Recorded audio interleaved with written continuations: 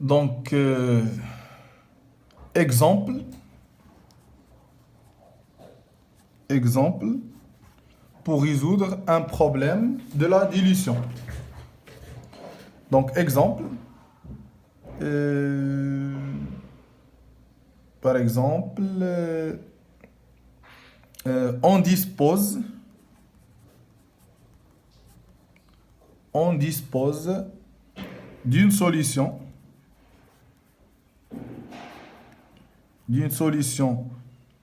d'acide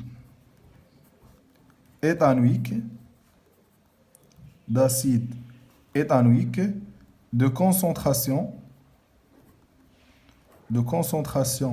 C0 égale 2 fois 10 à la puissance moins 2 mol par litre.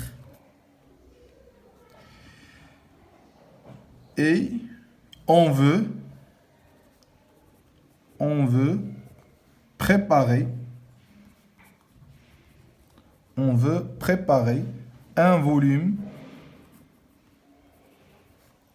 V égale à 100 millilitres de la solution d'acide éthanoïque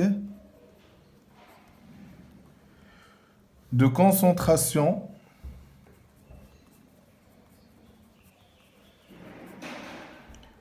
C égale 10 à la puissance moins 2 mol par litre et de volume. On veut préparer une solution éthanoïque de concentration C.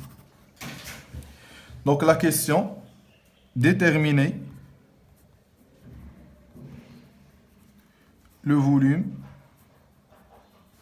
V0 utilisé.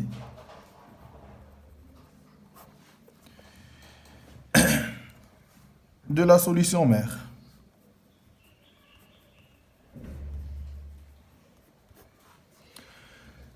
Donc, on dispose une solution d'acide éthanoïque. Donc, donc il s'agit d'un problème de la dilution. Un schéma. La solution mère, S initiale, on va dire la solution phi, S final. On dispose d'une solution d'acide éthanoïque de concentration C0. Donc, la solution mère. Donc, la solution mère de concentration C0 égale à 2 fois 10 à la puissance moins 2 mol par litre. On veut préparer une solution phi. Donc, on veut préparer. Ça veut dire, la solution phi.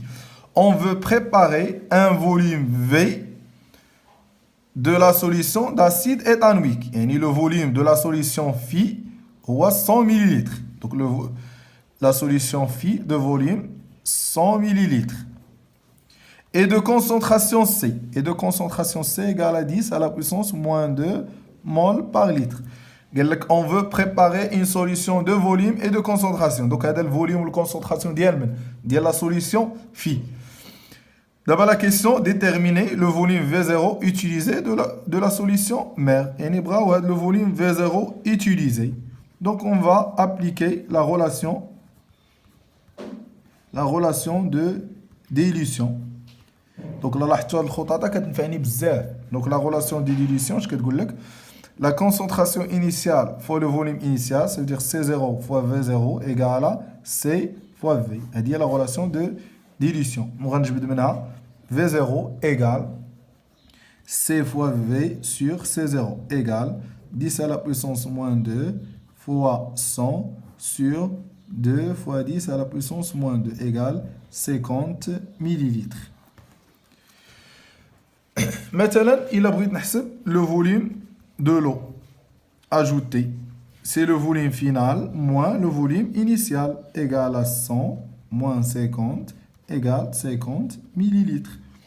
Il a pris le facteur de dilution. le facteur de dilution. Donc, le facteur de dilution, c'est le volume final sur le volume initial ou bien la concentration initiale sur la concentration finale.